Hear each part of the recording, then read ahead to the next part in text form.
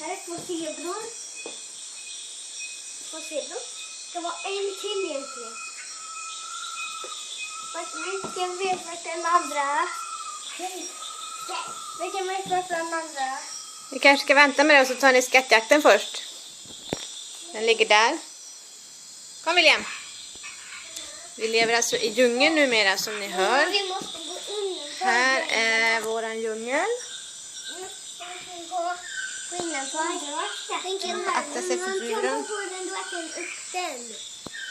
Du vet du det? Kan ni berätta vart ni bor? En i taget. Här.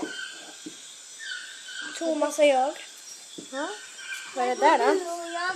En sol. Till oss.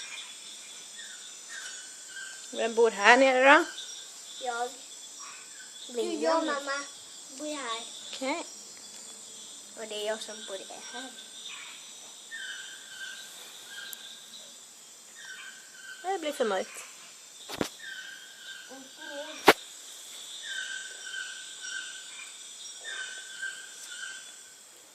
Mamma. Pappa smälter in i det gröna.